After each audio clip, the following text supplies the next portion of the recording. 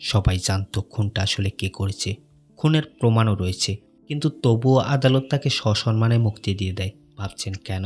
শহরের সবথেকে সৎ নিষ্ঠাবান উকিল, যিনি কিনা স্ত্রীর বয়ফ্রেন্ড এবং চিরশত্রুকে বাঁচানোর জন্য এমন একটা মাস্টার প্ল্যান সাজায়, যা দেখে কোর্টের জজ থেকে শুরু করে পাবলিক প্রসিকিউটর সবাই একেবারে বোকা হয়ে যায়। কিন্তু এখানেই শেষ নয়। আসল টুইস্ট তো শুরু হয় কেস জেতার পর থেকে। কিভাবে একজন অসহায় বাবা তার মেয়েকে বাঁচায়, নিজেই আবার খুনির সাথে গেম খেলে, জানলে আপনিও অবাক হয়ে যাবেন। বলছিলাম রিসেন্ট মুক্তি পাওয়া ইক্কা মুভির কথা। গভীর রাত, শহরের নাইট ক্লাবটিতে পার্টির নামে সবাই তখনও আনন্দ করছিল। এই পাবে শহরের সবথেকে বড় বিজনেসম্যান এবং পলিটিক্যাল লিডার হর্ষবর্ধন কৌরের ছেলে সুলাইমান কৌর ছিল। কিছুক্ষণের মধ্যে সোমা মিত্তল নামের একটি মেয়ের সাথে পরিচয় হয় তার। এর একটু পর তারা দুজন পাব থেকে বের হয়ে যায়। অপরদিকে একটি কালো রঙের দামি গাড়ি রাস্তার পাশে এসে দাঁড়ায়। পাশে একটি ছোট্ট চায়ের দোকান ছিল। দোকানের মালিক যখন চা নিয়ে গাড়ির কাছে যেতে চাচ্ছিল, গাড়ি থেকে কে বা কারা একটি মেয়েকে রক্তাক্ত অবস্থায় রাস্তায় ফেলে চলে যায়। আর এই মেয়েটা ছিল সোমা, যার একটু আগে সুলাইমানের সাথে পাবে পরিচয় হয়েছিল। তবে কি সুলাইমান মেয়েটিকে মেরে ফেলেছে নাকি অন্য কেউ, এটা আমরা ধীরে ধীরে জানতে পারবো। সিন চলে যায় এই ঘটনার কয়েকদিন পর। ইনি হলেন অর্জুন মেহরা, শহরের সবথেকে নামি দামি ডিফেন্স লয়ার, যে তার সারাটা জীবন সত্যের পথে ন্যায়ের পক্ষে লড়াই করে যাচ্ছে।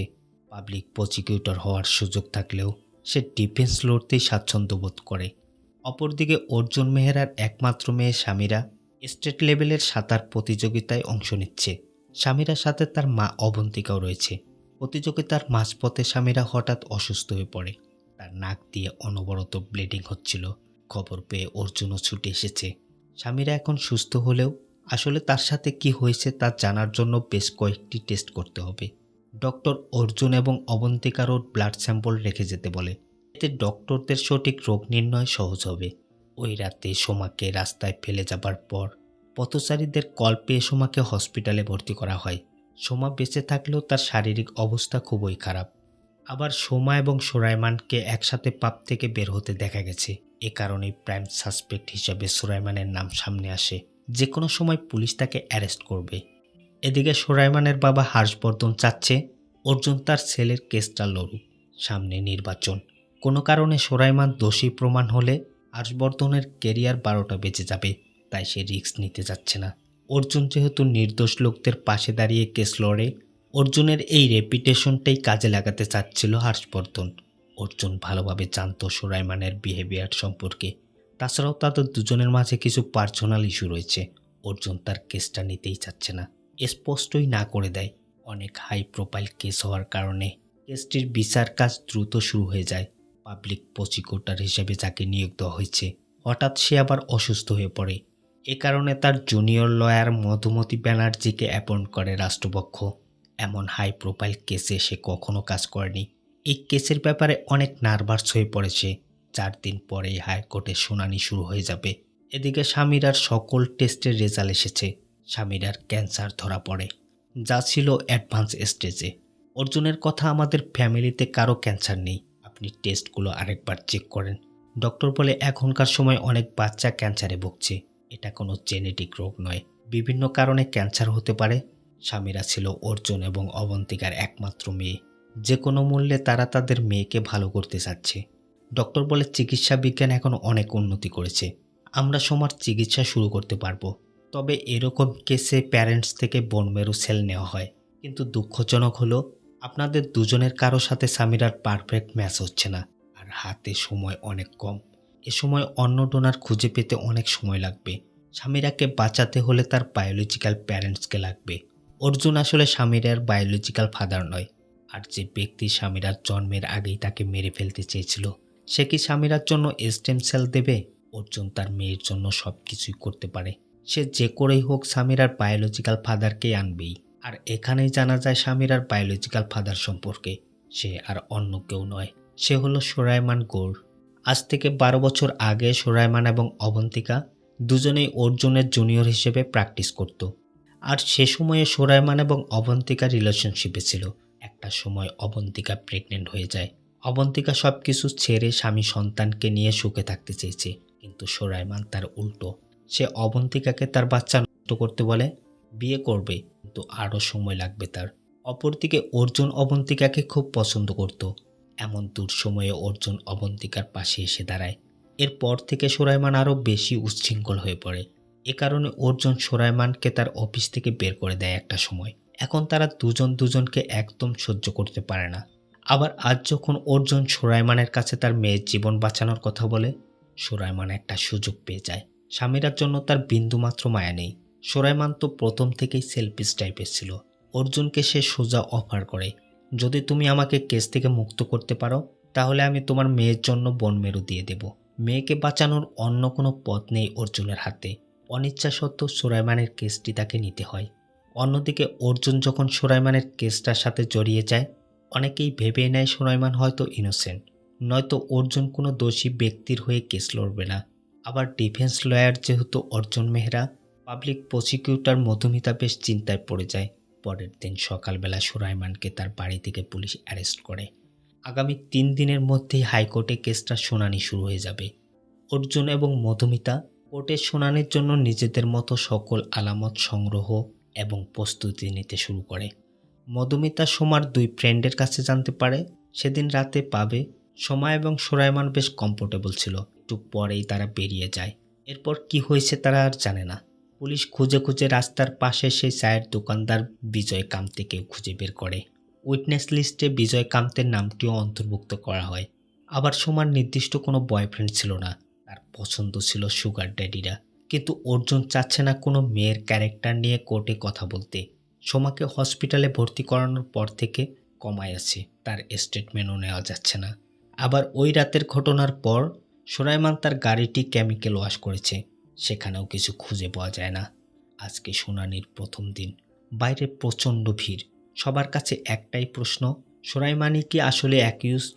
এ কারণে মিডিয়া এবং পাবলিক সবাই অর্জুনকে নিয়ে অনেক কথা বলছে। আবার কোর্টের ভেতরে অর্জুন উইটনেস লিস্টে ছোট্ট একটা চেঞ্জ করে। সুলাইমানকে উইটনেস লিস্টের প্রথমে রেখেছে অর্জুন। সুলাইমানকে ডাকার পর যখন জানতে চাওয়া হয় ওই দিন আসলে কি ঘটেছিল, সুলাইমান বলে কোথা থেকে শুরু করব বুঝতে পারছি না, ফ্যামিলি ইস্যু চলতেছিল। আমি একটু স্বস্তি খুঁজছিলাম, যে আমাকে বুঝবে, যার সাথে আমি মন খুলে কথা বলতে পারবো। পাবে সোমার সাথে কথা বলার পর মনে হয়েছিল সোমা আমার জন্য পারফেক্ট। আমরা দুজন ডিনারের প্ল্যানও করেছিলাম। রাস্তাতে ওর হাত তখন আমার হাতের উপরে। কিছুক্ষণের জন্য আমিও সব কিছু ভুলে যাই। আমি সোমার কাছাকাছি হতে চাই, কিন্তু হঠাৎ সোমা একদম চেঞ্জ হয়ে যায়, আমাকে জোরে ধাক্কা দিয়ে গাড়ি থেকে নেমে যায়। আমিও আমার ভুল বুঝতে পারি, পিছু পিছু যেতে চেয়েছিলাম ক্ষমা চাওয়ার জন্য, কিন্তু আমি অনেক ভয় পেয়ে গেছি। হয়তো তার পিছু নিলে সোমা আজ জীবিত থাকতো। এরপর আমি আমার বাড়িতে চলে যাই। এসব শোনার জন্য একদম রেডি ছিল না সুলাইমানের ওয়াইফ গৌরী। সে কোর্ট থেকে চলে যায়। এখন প্রশ্ন হলো, 11টা থেকে 11:30 দিক সুলাইমান এবং সোমাকে পাব থেকে বের হতে দেখা গেছে। সুলাইমান যা বলল তা 12টা থেকে 12:30 ঘটনা। আবার রাত 1টার মধ্যেই সে বাড়িতে চলে গেছে। পাবলিক প্রসিকিউটর মধুমতির কথা, আচ্ছা আপনি কি প্রমাণ করতে পারবেন আপনি রাত 1টার দিকে বাড়িতে গিয়েছিলেন? সুলাইমান বলে, আমার স্ত্রী গৌরী একমাত্র আমাকে বাড়িতে দেখেছে।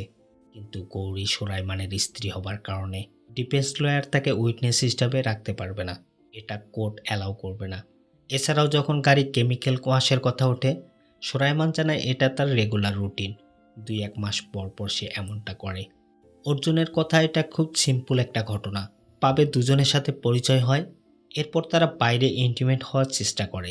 এরপর তাদের দুজনের মাঝে ফিজিক্যালি আর্গুমেন্ট হয়। এক পর্যায়ে সোমা গাড়ি থেকে নেমে চলে যায়। আমার ক্লায়েন্ট সোজা বাড়িতে যায়। মধুমতি বলে, আপনি কি এটা প্রমাণ করতে পারবেন? মধুমতি ভুলে গিয়েছিল একজন পাবলিক প্রসিকিউটর হিসাবে সব কিছু তাকেই প্রমাণ করতে হবে। ডিফেন্স লয়ার শুধু প্রশ্ন তুলতে পারে। কোর্টের প্রথম দিন অর্জুনদের ফেভারে ছিল। পাবলিক এবং প্রেস সবার মনে একটাই প্রশ্ন, আপনি কেন সুলাইমানের হয়ে কেস লড়ছেন? অর্জুনের কথা কেন লড়ব না? সুলাইমান তো ইনোসেন্ট। এদিকে স্বামীরাও বারবার অসুস্থ হয়ে পড়ছে। সুলাইমানের হয়ে কেসটা লড়া অর্জুনের কাছেও ভীষণ বিরক্তকর, কিন্তু কি করার, মেয়ের জন্য অর্জুন সব কিছুই করতে পারে। কোর্টের দ্বিতীয় দিন আজ। মধুমতি উইটনেস হিসেবে রাস্তার পাশে সেই চায়ের দোকানদার বিজয় কামতেকে ডাকে। বিজয়ের কাছে যখন জানতে চাওয়া হয় সে রাতে সে কি দেখেছিল। বিজয় বলে একটা দামি গাড়ি এসে আমার স্টলের সামনে এসে দাঁড়ায়। আমি যখন চা নিয়ে গাড়ির কাছাকাছি যাব তখন হঠাৎ গাড়িটির দরজা খুলে যায়। ভেতর থেকে কেউ একজন সোমা ম্যাডামকে ধাক্কা দিয়ে রাস্তায় ফেলে চলে যায়। আর সেই গাড়ির ড্রাইভার ছিল সুরাইমান। এখন পর্যন্ত এই কেসের একমাত্র উইটনেস ছিল বিজয়। অর্জুনকে যখন ডিফেন্স করতে বলা হয়, অর্জুন বেশ কয়েকটা ব্ল্যাক রঙের দামি দামি গাড়ি কাম থেকে দেখায় আর এখান থেকে আইডেন্টিফাই করতে বলে।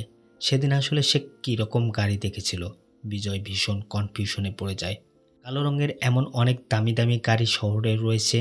অর্জুনের কথা যাই হোক, আপনি আমার ক্লায়েন্টকে চিনলেন কিভাবে? আইডেন্টিফাই পিরিয়ড তো এখনও হয়নি। নিশ্চয়ই পুলিশ আপনাকে অনেকগুলো ছবি দেখিয়েছে, সেখান থেকেই আপনি সুরাইমানকে চিহ্নিত করেছেন। বিজয় বলে ওঠে, অনেকগুলো নয় স্যার, পুলিশ আমাকে একটি ছবি দেখিয়েছিল। This is the point. Arjun বলে, মিস্টার কামতে আসলে ওই দিন গাড়ির ভেতরে কে ছিল তা দেখেনি। আসলে পুলিশ তাকে থানাতে ডেকে সুরাইমানের ছবি দেখিয়েছিল। আর কোনো কিছু না ভেবেই মিস্টার কামতে পুলিশের সাথে সুর মিলিয়েছে। তবে যাই হোক, সোমাকে আপনি আগে থেকেই চিনতেন?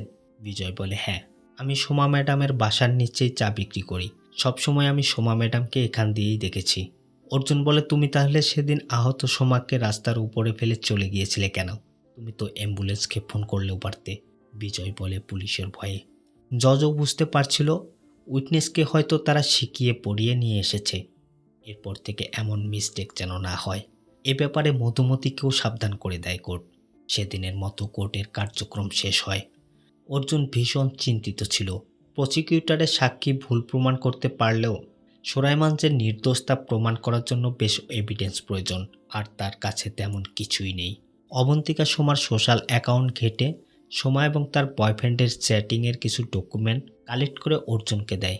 কিন্তু অর্জুনকে জেতার জন্য কোনো মেয়েকে কোর্টে নিচু করতে পারবে না। আবার এটা ছাড়া তার কোনো উপায় ছিল না। পরের দিন কোর্টে অর্জুনের সামনে সোমার মা এসে দাঁড়ায়। সোমার মা কোনোভাবে জানতে পেরেছে অর্জুন আজ কোর্টে সোমার এক্স বয়ফ্রেন্ড অভিমন্যুকে ডাকবে। সোমার মা বলে, স্যার, অভিমন্যু কিছুই জানে না। সে কিছুই জানে না আমার মেয়ে সম্পর্কে। সেদিন তো পাবেদ সোমার সাথে 2 ফ্রেন্ড ছিল। বিশ্বাস করেন স্যার, আমার মেয়ে নির্দোষ। আপনি তো সব সময় নির্দোষদের হয়ে লড়েছেন, তবে আজকে কেন আপনি তার উল্টো, যার কারণে আমার মেয়ের আজ এই অবস্থা? জানেন স্যার, সম্মান কামাতে বছরের পর বছর লাগে, কিন্তু সেটা ভাঙতে এক মুহূর্ত না। অর্জুন সব চুপচাপ শুনছিল। যাবার আগে শুধু বলে, আমি আমার কাজ করছি। কোর্টে সোমার বয়ফ্রেন্ড অভিমন্যুকে ডাকা হয়। অর্জুন জানতে চায়, তুমি আর সোমা কি রিলেশনশিপে ছিলে? অভিমন্যু বলে, হ্যাঁ, আমরা দুজন দুজনকে অনেক ভালোবাসতাম। কিন্তু সোমা অসুস্থ হবার পর একটিবারের জন্য হসপিটালে যায়নি অভিমন্যু।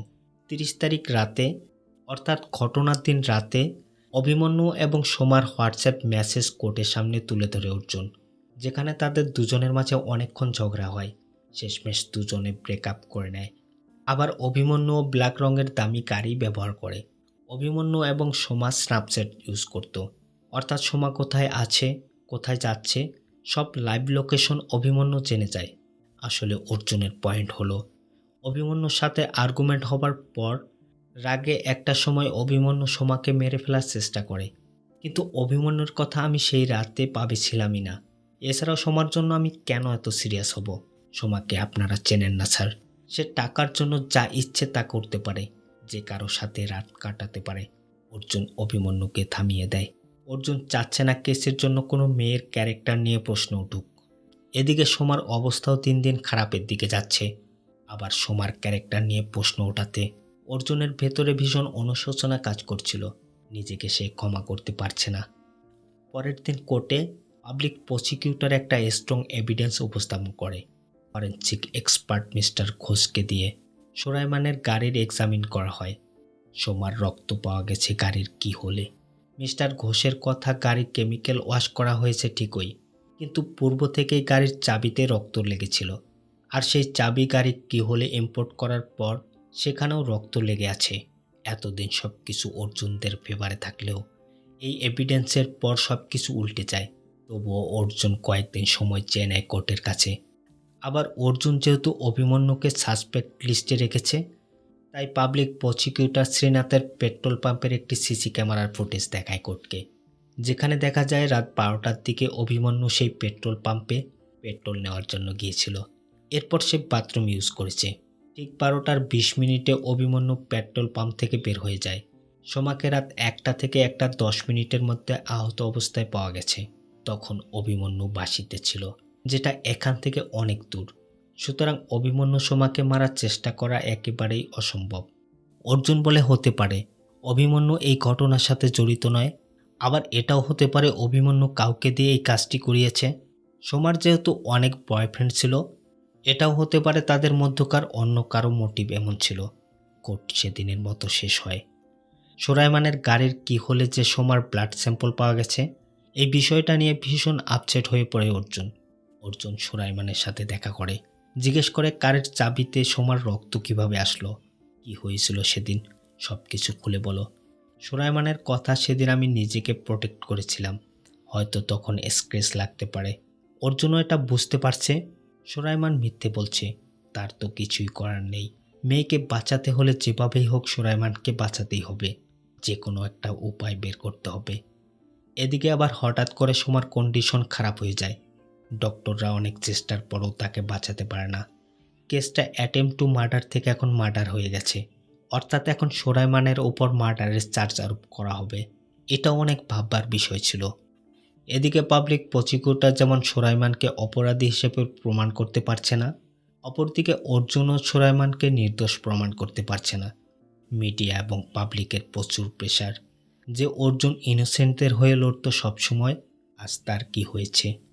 আবার নেক্সট মান্থে ইলেকশন, হর্ষবর্ধন আর এসব নিতে পারছে না। অর্জুনকে দ্রুত এর সমাধান করতে বলে।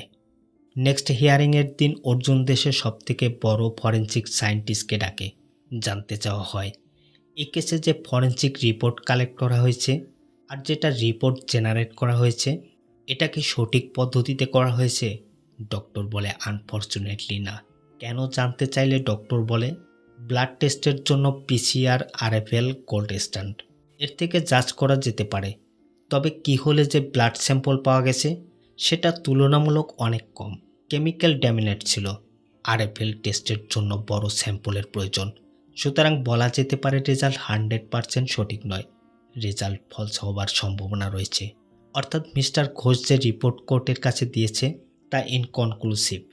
এখন প্রশ্ন হলো ডক্টর ঘোষের রিপোর্ট অনুযায়ী কি কাউকে শাস্তি দেওয়া যেতে পারে।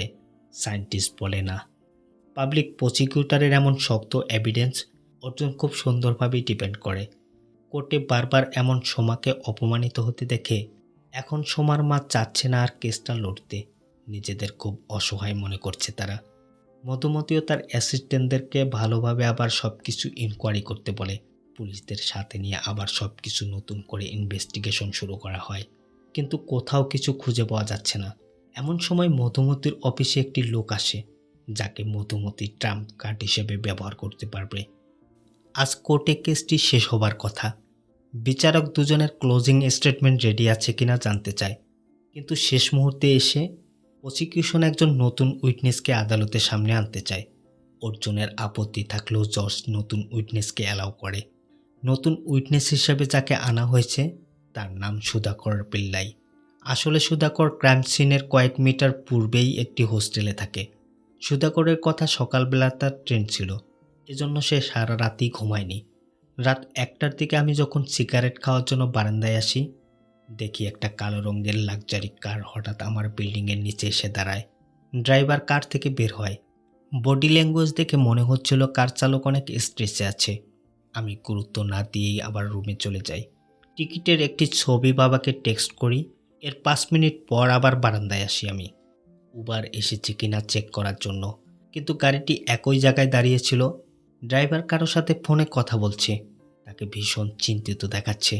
গাড়ি আইডেন্টিফাই করতে না পারলেও গাড়ি চালককে সে আইডেন্টিফাই করতে পারবে। সুলাইমানকে দেখিয়ে দেয়। এরই মাঝে অর্জুন তার অ্যাসিস্ট্যান্টকে কিছু ডকুমেন্ট কালেক্ট করার জন্য বাইরে পাঠায়। প্রসিকিউশন আরও তুলে ধরে বলে যে সুলাইমানের স্টেটমেন্ট ছিল রাত 1টা থেকে 1:10 মধ্যে সে বাড়িতে প্রবেশ করেছে, কিন্তু তার মোবাইল লোকেশন ক্রাইম সিনের 100 মিটারের আশেপাশেই দেখাচ্ছে। অর্জুনকে যখন ডিফেন্স করতে বলা হয়, অর্জুন সুধাকর পিল্লাইকে জিজ্ঞেস করে, সেদিন রাতে কি আপনি আসলেই আমার ক্লায়েন্ট সুলাইমানকে দেখেছিলেন। সুধাকর বলে, হ্যাঁ, আমি তাকে মোবাইলে কথা বলতে দেখেছিলাম। এখন অর্জুনের দাবি আপনি যাকে দেখেছেন সে আমার ক্লায়েন্ট হতেই পারে না, কেননা সেদিন সুলাইমানের কাছে কোনো ফোনই ছিল না। সেলফোনের লোকেশন অনুযায়ী সুলাইমান তার ফোন পাবেই রেখে এসেছিল।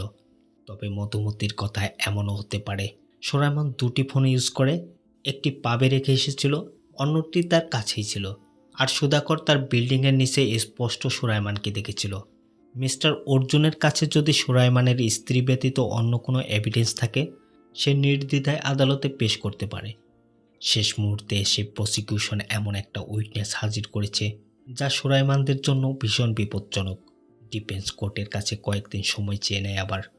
এরপর নিজে সুধাকরের বিল্ডিং এবং তার আশেপাশের সকল জায়গাগুলো ইনভেস্টিগেশন করে।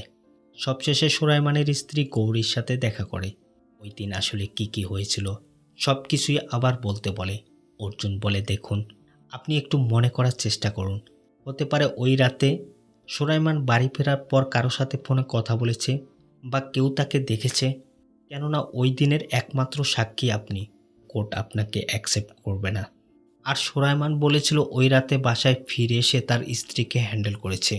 গৌরী বলে, হ্যাঁ, সুলাইমানের নেচার সম্পর্কে আপনি তো ভালোভাবে জানেন। সুলাইমান আমাকে হ্যান্ডেল করেছে, কিন্তু সেটা মেরে মেরে। সে তো একটা মনস্টার। ওই রাতে আমি পুলিশকেও ফোন করেছিলাম, কিন্তু পুলিশ আসার আগেই আবার ফোন করে না করে দিয়েছি। আমি আমার স্বামীর জন্য যতটুকু পারি করেছি। এখন থেকে আমি সোমার সাথে। পুলিশকে ফোন করার কথাটা গৌরী আগে বলতে ভুলে গিয়েছিল। আর এমন একটা কিছুই শুনতে চাচ্ছিল অর্জুন। রাতের বেলা মধুমতির হাজব্যান্ড একটা দামি রেস্টুরেন্টে নিয়ে যায় মধুমতিকে। মধুমতির হাজব্যান্ডে বড় একটা জব পেয়েছে, আর সেটা দিয়েছে সুলাইমানের বাবা হর্ষবর্ধন। মধুমতি এটা স্পষ্ট বুঝতে পারছে সুলাইমানরা তার হাজব্যান্ডকে দিয়ে তাদেরকে কিনে নিতে যাচ্ছে। মধুমতির হাজব্যান্ড বলে, অর্জুনের সাথে কেসটা জেতা অতটা সহজ নয়। আবার তুমি যদি কেসটা জিতেও যাও, তারা হাইকোর্টে যাবে, সেখান থেকে ঠিকই বের হয়ে আসবে। কিন্তু এর মাঝে যদি আমরা এই সুযোগটা কাজে লাগাই, তাতে ক্ষতি কী? কিন্তু মধুমতি কেসটা কোনোভাবেই ছেড়ে দেবে না। রেস্টুরেন্ট থেকে যখন বের হচ্ছিল মধুমতি, তখন হঠাৎ অর্জুনের সাথে দেখা হয়। অর্জুন তাকে কফি খাওয়ার জন্য অফার করে। দুজন যখন একসাথে বসে কফি খাচ্ছিল, তখন একজন কাপল আসে, অর্জুনের সাথে সেলফি তুলতে চায়। অর্জুন তাদের সময় দেওয়ার জন্য নিজের ফোনটি টেবিলের উপরে রেখে কিছুটা দূরে যায়। অর্জুনের মোবাইলে তখন তার অ্যাসিস্ট্যান্টের মেসেজ আসে। সেই মেসেজটি মধুমতিও দেখে, যেখানে লেখা ছিল, আমরা গৌরীকে কোনোভাবে কনভিন্স করতে পারছি না। পরের দিন কোর্টের অধিবেশনে প্রসিকিউশন শেষ উইটনেস হিসেবে অন্য একজনকে জিজ্ঞাসাবাদের জন্য জজের কাছে পারমিশন চায়। শেষ মুহূর্তে এমন নতুন উইটনেস, এটা ভীষণ আপত্তি জানায় অর্জুন, কিন্তু শেষবারের মতো কোর্ট এটা অ্যালাউ করে। সেই নতুন উইটনেস ছিল গৌরী। গৌরী যেহেতু সুলাইমানের ওয়াইফ ছিল, তাই অর্জুন চাইলেও উইটনেস হিসাবে তাকে কোর্টে আনতে পারতো না, কিন্তু পাবলিক প্রসিকিউটর সেটা পারবে। প্রসিকিউশন গৌরীর কাছে জানতে চায়, আপনি আপনার স্টেটমেন্টে বলেছিলেন সুলাইমান রাত 1টার আশেপাশে বাসায় ফিরেছিল, কিন্তু আপনি সেটা এখন চেঞ্জ করতে চাচ্ছেন। গৌরী বলে, হ্যাঁ, সেদিন রাতে সুলাইমান রাত 1টার দিকে নয়, বরং ভোর 4টার দিকে বাসায় ফিরেছিল। যখন জানতে চাওয়া হয়, আপনি তাহলে প্রথম স্টেটমেন্টে মিথ্যে বলেছিলেন কেন? গৌরী বলে, আমি ভয় পেয়ে গিয়েছিলাম। সুলাইমানরা অনেক প্রভাবশালী ফ্যামিলি। তখন সুলাইমান যা বলতে বলেছিল আমি তাই বলেছি। কিন্তু সোমার মৃত্যুর পর নিজের অপরাধ বোধ যেন আমাকে কুরে কুরে খাচ্ছিল, তাই আজ সত্য বলতে এসেছি। এরপর অর্জুনকে ডিফেন্স করতে বলা হয়। অর্জুনের কথা ধরে নিলাম সুলাইমান 4টার দিকে বাড়ি ফিরেছে, যদিও এর কোনো প্রমাণ নেই। আমি এটা মিথ্যেও বলতে পারছি না, কেননা এটা প্রুভ করার জন্য আমার কাছেও কোনো প্রমাণ নেই। আমার একমাত্র আই উইটনেস এখন প্রসিকিউশনের সাথে মিলে গেছে। কেসটা এমন একটা সিচুয়েশনে এসে দাঁড়িয়েছে, কেউ যদি বলতে পারে সুলাইমান আসলে এক্স্যাক্টলি কয়টার দিকে বাড়িতে ফিরেছিল, তাহলে কেসটা সলভ। অর্জুন এখন সেই টার্নিং পয়েন্টে আসে। ইন্সপেক্টর শর্মাকে ডাকে। আসলে ঘটনার দিন রাতে গৌরী 100 নাম্বারে কল করেছিল, আর 100 থেকে আসা সকল কল ইন্সপেক্টর মনীষ শর্মা অ্যাটেন্ড করে। ওই রাতে গৌরী 100 নাম্বারে কল করে বলেছিল সুলাইমান তাকে প্রচুর মারধর করছে। পাশে থেকে সুলাইমানের চিৎকার চেঁচামেচিও শোনা যাচ্ছে। আবার একটু পর গৌরী সেই নাম্বারে কল করে বলে সব কিছু ঠিকঠাক আছে, কাউকে আসতে হবে না। এই কল রেকর্ডটা কোর্টে শোনানো হয়। এই কল রেকর্ডের মাধ্যমে এটা প্রমাণ হয়ে যায় সুলাইমান সেদিন 1টার দিকে বাড়িতে ফিরেছিল। আর সোমাকে মারার পেছনে তার কোনো হাত নেই। আর কিছুক্ষণ আগে গৌরী যা কিছু বলেছে সব মিথ্যে বলেছে। গৌরী এবার ধরা পড়ে গেছে। অর্জুন জিজ্ঞেস করে, সুলাইমান সেদিন 1টার দিকেই বাড়িতে ফিরেছিল, আপনি কেন মিথ্যে বললেন? গৌরী বলে, আমি সুলাইমানের অত্যাচারে অতিষ্ঠ হয়ে গেছি। রোজ রোজ একই টর্চার অনেক বছর থেকে চলে আসছে, কিন্তু কখনো রুখে দাঁড়ানোর সাহস হয়নি এমন পাওয়ারফুল ফ্যামিলির বিরুদ্ধে। তো কি হয়েছে? সুলাইমান সেদিন 1টার দিকেই বাড়িতে ফিরেছিল। এমন রাক্ষস এবং অত্যাচারী মানুষকে ফাঁসি দেওয়াই উচিত, কিন্তু এটা তো সম্ভব নয়। অর্জুন বলে, আপনি পুলিশকে কল করতে পারতেন, হিউম্যান রাইটসের হটলাইনে কল করলেও সমাধান হতো, কিন্তু এসব না করে আপনি আপনার হাজব্যান্ডের বিরুদ্ধে ক্রিমিনাল কেস করেছেন। এখন আপনার হাজব্যান্ড চাইলেও আপনার বিরুদ্ধে কেস করতে পারবে। জজ ক্লোজিং স্টেটমেন্ট দিতে বলে দুজনকেই। ক্লোজিং স্টেটমেন্টে মধুমতির আর কিছুই বলার নেই। অর্জুন বলে, এই রেকর্ডিংয়ের মাধ্যমে স্পষ্ট এটা প্রমাণ হয়ে যায় আমার ক্লায়েন্ট ওই রাতের 1টার দিক বাড়িতেই ছিল, সুতরাং ক্রাইম স্পটে থাকার প্রশ্নই ওঠে না। আমার ক্লায়েন্ট ইনোসেন্ট, দ্যাটস অল। এরপর জজ তার ফাইনাল রায় শোনায়। সুলাইমানের বিরুদ্ধে কোনো কিছুই প্রমাণ করতে পারেনি পাবলিক প্রসিকিউটর। সুলাইমানকে সসম্মানে মুক্তি দেওয়া হয়। সুলাইমান তার স্ত্রীর কাছে ক্ষমাও চেয়ে নেয়। এখানে মুভিটা শেষ হলেও পারত, কিন্তু এর পরের টুইস্টে বড় একটা ঝটকা পেতে যাচ্ছেন।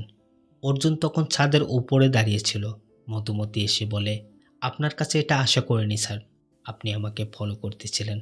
আর সেদিন ওই রেস্টুরেন্টে আপনার সাথে দেখা, এটা আপনারই প্ল্যান করা ছিল। আপনি ইচ্ছে করেই মোবাইলটি টেবিলের উপরে রেখে গিয়েছিলেন, আর আপনি চেয়েছিলেন আমি যেন আপনার মেসেজটি দেখি আর গৌরীকে উইটনেস হিসেবে প্রেজেন্ট করি, কেননা আপনি চাইলেও গৌরীকে উইটনেস হিসেবে আনতে পারছেন না। এসবের মধ্যে আপনি আমাকে ব্যবহার করেছেন স্যার। আপনি আমার ইন্সপিরেশন ছিলেন। সুলাইমান কেস জিতে গেছে ঠিকই, কিন্তু আপনি আমার চোখের নিচে নেমে গেছেন স্যার। এরপর ডিল অনুযায়ী সুলাইমান সামিরাকে বনমেরু দিয়ে দেয়। সামিরাও এখন সম্পূর্ণ সুস্থ। এরপর কয়েকদিন কেটে যায়। রাতে একটি নাইট ক্লাবে সুলাইমান তার স্ত্রী সবাই সহ পার্টি করছিল। এখানে অর্জুন আসে তার সাথে কথা বলার জন্য। একটু দূরে ডেকে নিয়ে যায় সুলাইমানকে। অর্জুন বলে, আসলে সব কিছু প্ল্যান অনুযায়ী করেছিলি তুই, কিন্তু একটা জায়গায় বড় একটা মিস্টেক করে দিয়েছিস। আমি সব কিছুই জানি। সোমাকে তুই কিভাবে মেরেছিস।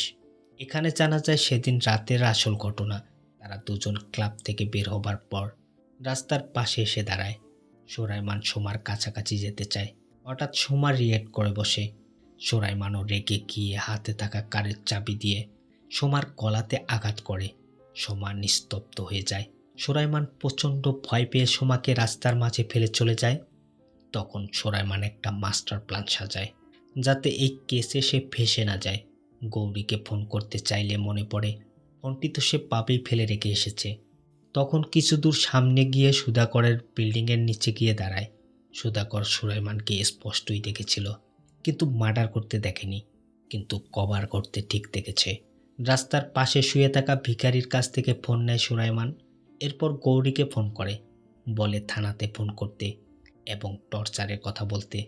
সুলাইমানের জায়গায় হুবহু একই কণ্ঠে অভিনয় করতে বলে তাদের কাজের লোক চতুরকে। যে ভিখারির কাছে সুলাইমান ফোন নিয়েছিল সে খুব কাছ থেকে সুলাইমানকে দেখেছে।